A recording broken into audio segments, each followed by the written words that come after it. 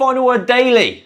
It's over. There's a new world champion. It's New Zealand. They've won it. They've won it all. It's brought to you by Ambassador Cruise Line. We're in a very fancy commentary box tonight because outside is so busy, it wasn't possible. We are literally watching the confetti fall on the ground right now. We can't show you that way round because that's illegal. But to tell you to tell you what happened in the match in 30 seconds is Daniel Norcross. After the most futile toss, which didn't need to take place because New Zealand were going to bat if they won and South Africa were going to bowl if they won, New Zealand batted and they won. They won by scoring loads of runs. In the first match they played on this very ground about 16 days ago, they scored 160 against India. Today, and won by 58 runs, today they played against South Africa, and South Africa were almost certainly the favourites, but it was a similar story. They scored 159. Or 158. 158. Doesn't really matter. Because South Africa didn't get anywhere close. A combination of brave batting, fabulous batting up the top by New Zealand, and then disciplined bowling after some early scares. There are details. There's Laura Wolfhart being magnificent. There's Amelia Kerr taking more wickets in a Women's T20 World Cup than anyone has ever done. But there's only one detail that matters.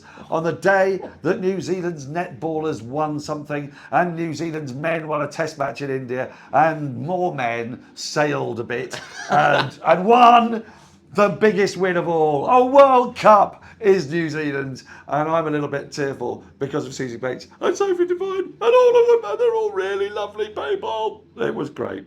It's a very popular victory here in Dubai. I think that's a fair statement to say. I think they're everybody's, I was going to say they're everybody's favourite second team, but most people have been taking against their own countries, so they're actually everyone's favourite team. It was such a, I reckon let's do a bit of like kind of logos to begin with, like appeal to logic and appeal to emotion, don't worry. Hey, I know persuasion, I know Aristotle. Let's do the match first. Let's do the match first. It was a great start. It was a high octane start. This was not an occasion where two teams kind of backed off in the face of the event. These were two teams who'd had success by going, you know what, let's just have a whirl. And Georgia Plymouth facing up to Marizanne Kapp in the first over. Daniel Norcross, this lad here, said that Georgia Plymouth could only play a straight drive. Wrong.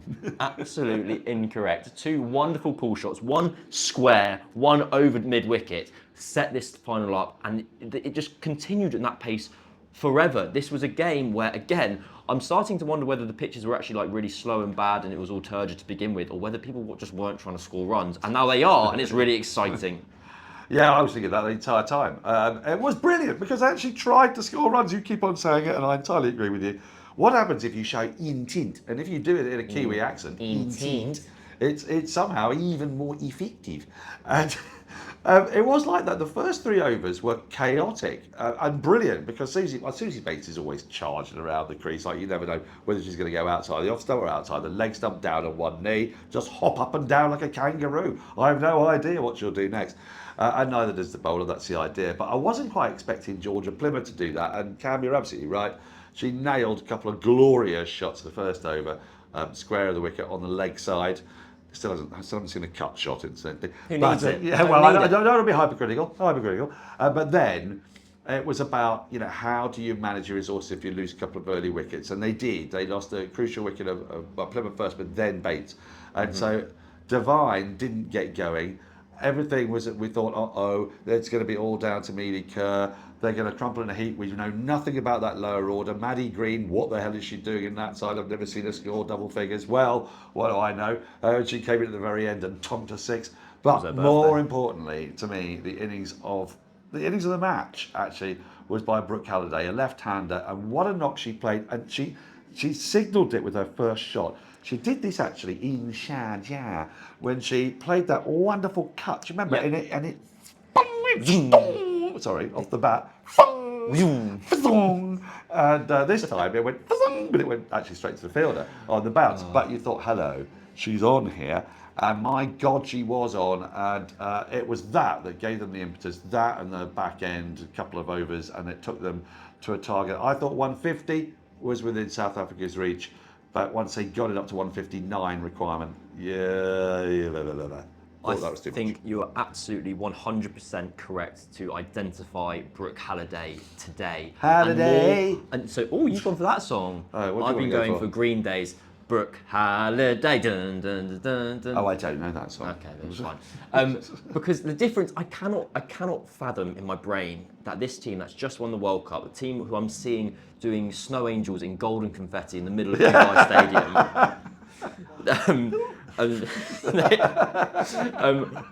the same rabble that were in England. I know. They were so. Oh, they shit were in a England. rabble. They were so shit. Frankie Mackay, Frankie Mackay, she was working with us on the BBC, and I mean, she was like, I feared for her health, because it was just like, I can't believe it, not another game like this, they're terrible. Now they're world champions. But that's why I think the partnership between Amelia Kerr and Brooke Halliday is so poignant's not quite the right word, but I'm going to use it anyway, because I feel like this, I'm going to use a phrase here which I don't like, but I'm going to say it anyway. I feel like this has been the tournament of like the shitters from the summer, basically. So there was like, in the summer, it was like, oh no, if it's not Sophie Devine, if it's not Susie Bates, if it's not Amelia Kerr, New Zealand are cooked. There's no chance. Yeah. This World Cup, you've got Brooke Halliday, you've got Leah Tahu, I don't want to include Leah Tahu in that. You've got Izzy Gaze, I'm not falling for that one again. And basically, you've got contributions everywhere. Sorry, Georgia Plimmer, Brooke Halliday, Izzy Gaze, those are the three I wanted to identify. Where basically they've stepped up a level, they've come and joined the party, and they've assisted these three world-class players that are kind of the spine of the team. And you've left out Eden Carson. I have left out Eden Carson. Who's been marvellous. And Fran Jonas with the little swingers. But that's what I think Fran Jonas was bowling very well in England when I saw her. Right. But basically what you've happened is you've created a whole through several smaller parts. And someone like Brooke Halliday, the older, I wrote it, but I don't actually think it's that good a line, but I'm going to tell you anyway. It's kind of like a Quentin Tarantino commitment to the cameo. Just being like, every game she contributes in some way. She's got 38 off 24, 34 off 28 today, but she's the Harvey Keitel of this team, you mean? Exactly. Right. And she gets 18 off 9, or she gets 20 off 12. She's just been so useful, and the difference in so many games where she's taken, New Zealand from like 150 to 160. Right. Another thing. Where should we go next? Where shall we go next, Dan? Well, how about South Africa and how unbelievably devastated they're going to be? Yeah, lots of tears happening at the moment, both joyous and sad. South African ones are sad. Well, they are, and you have to feel for them, because they came into this game, they put a lot of weight of expectation on themselves. Whereas New Zealand wanted to win the game, I felt, because they just thought it would be so much fun to do it. South Africa had to win the game in order to heal a fractured nation, which I always think is a little bit harsh. That's hard, that. It's hard to do when you're a sports team, male or female. It's a hard thing to do, and they do. The South Africans do tend to set an awful lot of store by these things. Of course, in 1995 when they won the rugby, Nelson Mandela's there. They're going to make a film about it. Everything becomes terribly emotional. They healed a fractured nation, and they've never won a Cricket World Cup. They keep on getting quite close. People keep on using the C word, which seems unfair. They got so close to the men's T20 World Cup when they were in the final and needed nearly a runner ball, but there were extenuating circumstances in that game, because there were still Bumrah overs to be bowled. The previous World Cup final was in Cape Town, but the extenuating circumstance was they were playing Australia, who are very, very good. So now they finally get this chance to heal a fractured nation. And they're doing it against New Zealand, who are sort of like, everyone's kind of, well, we love them all, aren't they great? But they're jokers, really, aren't they? They're not going to win it. So this is South Africa's big, big chance. And I feel it was a bit unfair to put quite so much on them, because once they'd conceded 159, I'll tell you, the first 3 or 4 overs of their chase, I did think, oh, is there due about? Or the ball was flying out of the bowler's hands. It was really belting it. Wolfhart was in as good form as anybody has been in this tournament. I include Deandra Dottin in that. She was striking the ball so crisply. She was finding gaps. She was belting it, but in that elegant way that she does. And you knew what had happened the other day, and you knew that Annika Bosch might be filled with confidence. And so I actually thought that South Africa were in it, but from 51 without loss, where they were nicely positioned, they collapsed to 77 for 5. The game was up. And there was, this is no criticism of Sue Elise, but she's a 50-over player trying to play an explosive 20-over innings. Criticism to me. I don't think it's meant to be. Chloe Tryon is a person that we know can hit sixes, and we see as a big hitter, but actually it's been quite a long time since she's done that. more valuable role in the side is actually being a bowler, being a left-arm bowler. We didn't quite get to see Annery Dirksen throughout, and they're just tiny little things in the South African approach suddenly started to come to light. You know, what is Dirksen doing batting there, for example? Yeah. Why did Nadine de Klerk go up suddenly at the point that she did? Had they got that right? And for the first time, they looked rattled.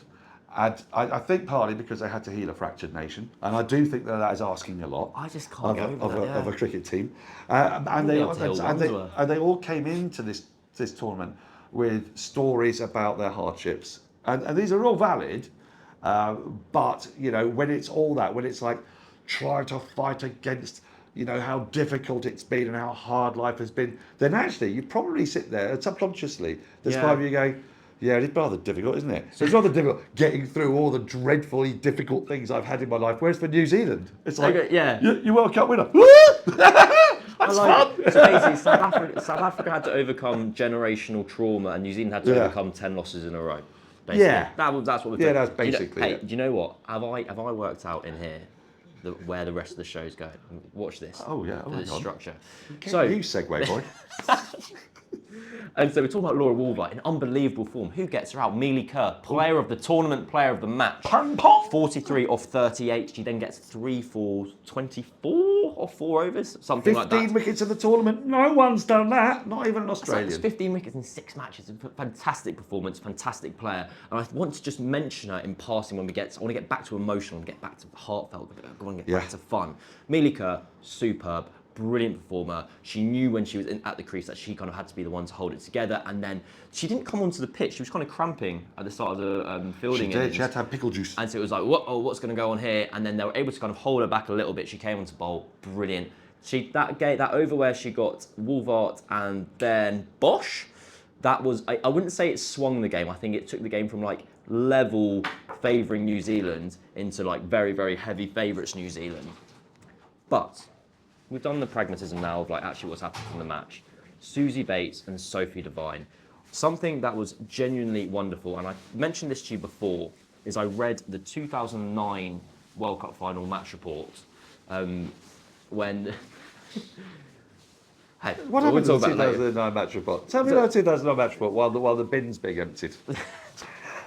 Yeah, well, basically... I mean, it's better than a fire engine going by. Yeah, it's true, but or like a cavalcade of cars. I prefer fire I mean, now is the right engines, time to empty the bin. Yeah. Because there's absolutely no way that could have waited for 5 minutes. It was weird. In my head, I was like, I'm just going to ignore that, but if normally it was comical. The thing is, so like we often stop our recordings halfway through to allow someone to move past, or because we're going to get run over. And for whatever reason, I found it awkward to address that one, which made me find it funnier. Anyway, it's a really, really interesting match because basically England bowl out New Zealand for 85. And Gary Stead, the Kiwi coach at the time, says it was amateurs versus professionals. And of course, that's not quite true because they were amateurs versus amateurs. But basically, you have this. It's an amazing. There's a few amazing sentences where it's like the biggest fear the biggest threat women's cricket is facing is that England are going to dominate for a decade because they're the only people investing any money into the game. At that time, players were kind of basically paid as chance to shine coaches. Not even then in 2009, were they? No, it was mentioned in the thing. Okay. Then, so lower down the article, it mentions the fact that Australia have just started doing like contract light versions of what England are doing. And then it goes, India have been the whipping girls for however many years now. And you cut forward to now, you go, okay, those 3 nations that I mentioned, 2 of which were the first to kind of put any money in, have been the 3 driving forces of the sport. Who played in that final for New Zealand, both 2009 and 2010? Susie Bates, Susie Bates and Sophie Devine. They played in 2009 as an amateur and lost, and they played in 2024 as a professional and won. And you can track the progress and development of women's sports through those 2 humans. And in the match where Bates becomes the leading appearance maker in women's international cricket history, that is just as poetic and romantic and kind of full stop as it comes. Do you know what they've done? What have they done? They've healed a fractured sport. They've healed a fractured sport, and they actually found it very easy. Yeah. Well, that's probably easier than a nation. Yeah, probably. You know what I mean? Yeah, I think that's very eloquently put. And, Thank you. And the very sight of them brought tears to my eyes and blood to my shoulders because of it. What does that mean? You've used that a quote. Yeah, you've said that to me quote before. From someone. I'll tell you all about it off air if you like. But Okay, Peter thank you, Cook yeah. is the progenitor of it. He's dead, but he's a great comedian. Please eyes and blood to your shoulders. I could go on. Okay. Alan Latchley. I feel like we're getting a bit too chaotic now. We're going off piece. We're going off piece. Let's get back. It's those two, and then it's Amelia Kerr as the one that's grown up in the professional era, but has tasted no success. Never been in a knockout game in a World Cup. Amelia Kerr, ridiculous. New Zealand were in 10 out of 11 semi-finals, and then none. So basically none for Yonks. And it's kind of strange, isn't it? Because all this time they've had Bates and Devine, and other sides haven't had two players even as good as that. And latterly they've had Amelia Kerr.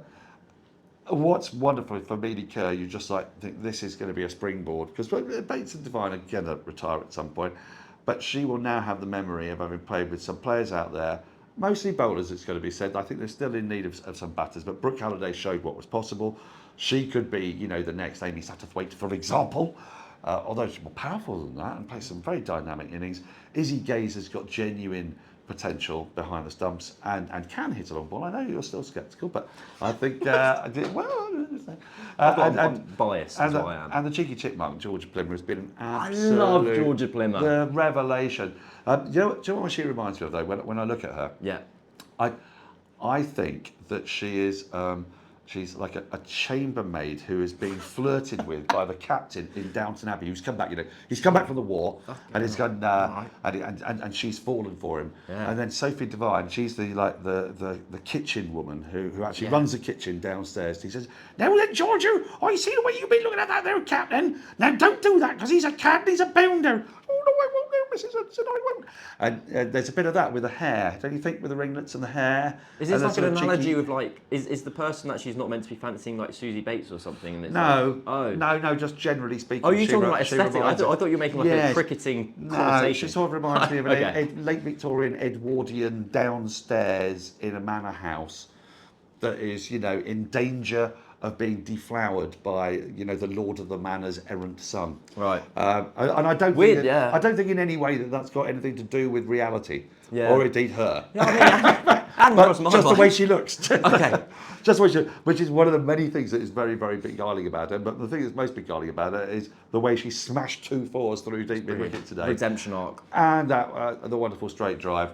And the fact that she's young and they've stuck with her. And part of it is because I think New Zealand don't have many choices. So you've got this sort of slightly weird thing going on in world cricket at the moment, where the side that's won is the one that's probably got about 16 serviceable cricketers. Yeah. And the side that lost the semi-final is the one that's got about 200, and maybe 50 of them would walk into that New Zealand side. And England, who are increasingly getting a vast number of professionals, with the revamped domestic system.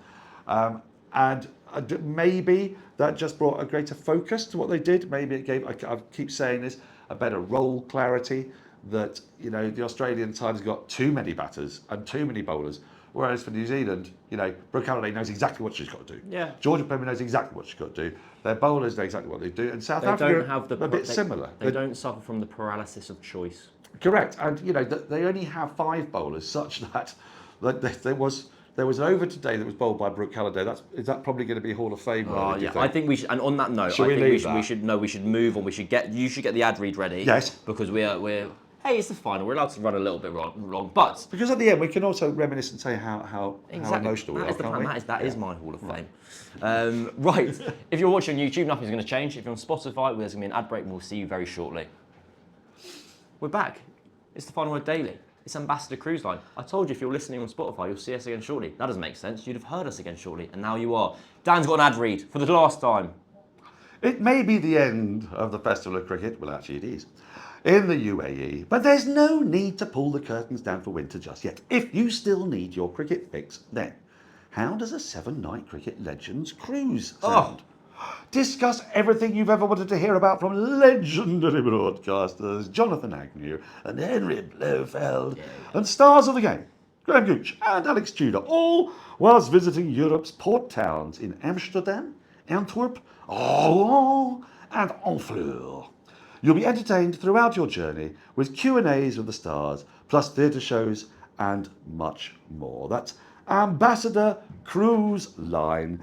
Just by the way, all this is at the ridiculously easy starting and generous starting price of £559. What code do I need to need for 10% off? It's final word 10. It's Final final word word 10. 10. Just go to ambassadorcruiseline.com, pop in final word 10 at checkout, and you'll be sailing away, beating the winter blues. It's all in the show notes. Check it out. Ambassador Cruise Line, giving you the chance to cruise with cricket legends this December. And I'd like to thank Ambassador Cruise Line for making this all possible, for making what has been a truly emotional last 3 weeks alongside you, Cam, possible. Thank you, Ambassador Cruise Line. Thank you, dear listener. It sounds like I'm finishing off now. I was going to say. I just wanted to get that in before I forgot. What I'm going to do is I'm going to race through 2 Hall of Fames, more traditional Hall of Fames quickly, and then we're going to get onto the tears and the joy. Okay. 2 for 1. Maddie Green on her birthday, walking out to bat.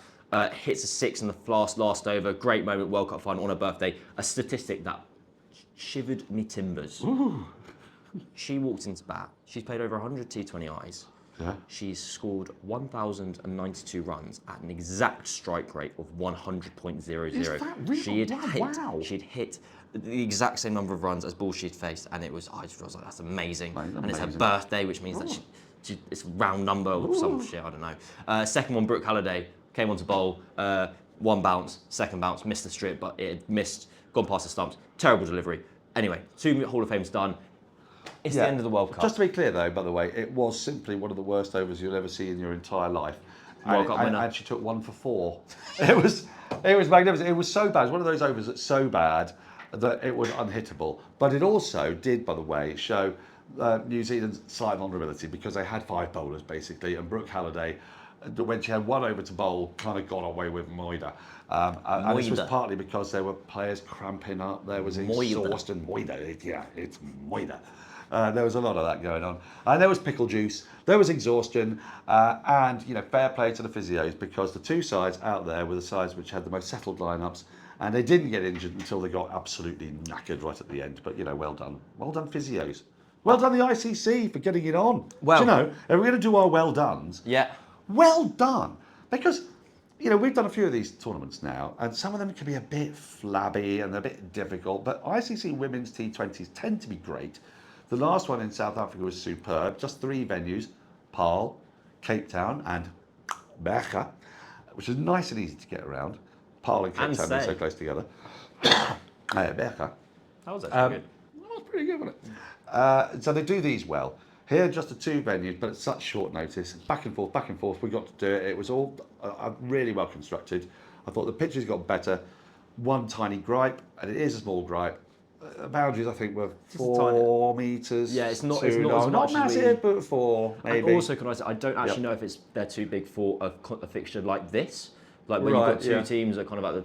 Basically, I think there's a bit of a gap between like teams 6 and 10 or 5 and 10. Feels like it, yeah. And like when you noticed how big the boundaries were. But when these 2 were going at each other and they were both playing at the very peak of their powers, it wasn't that they weren't. It didn't matter as much. Yeah. I mean, I'd have pedantry. Yeah, that's me. I'm a meter.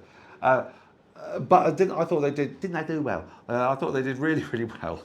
To get the competition on at short notice, it's, I suppose, an advantage for the ICC that they are based in Dubai, and Dubai is close to Sharjah, so you can get this thing done at short notice. But nonetheless, you've got to do it, and they showed great agility, and we've been really well treated, and it's gone really smoothly, and there have been no hiccups in that regard. Yeah, I normally at the end of a trip, whether it's 3 weeks or 8 weeks, I'm kind of like, I'm tired, I'm like, okay, I'm ready for this to be done.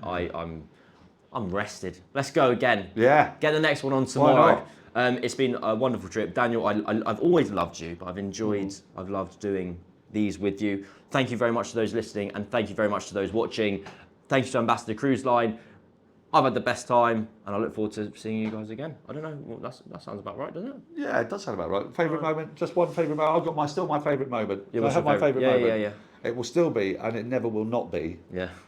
Sophie Devine tried to grab a second run when over had been called. Oh my God, Everything going completely berserk, and in the midst of it all, the square leg umpire Jackie Williams tying her shoelaces. I don't think I've ever been happier watching a scene of such chaotic madness unfold. Harmanpreet Kaur almost jabbing a finger at a fourth umpire. Total confusion. Nobody really understanding what's going on. Replays, just trying to check to see at what point Anna Harris had handed the cap over. But amidst all of that, amidst the Brownian motion of incensed and infuriated players, Jackie's tying her shoelaces. I love you and all you stand for. Never change, Jackie. That's been it. This has been it. It's the final word. It's Ambassador Cruise Line. Adam and Jeff, I'm sure, will be back with you in some shape or form with Barrett and the whole cast of the final word crew very shortly. We'll speak to you and see you again then. It's been emotional.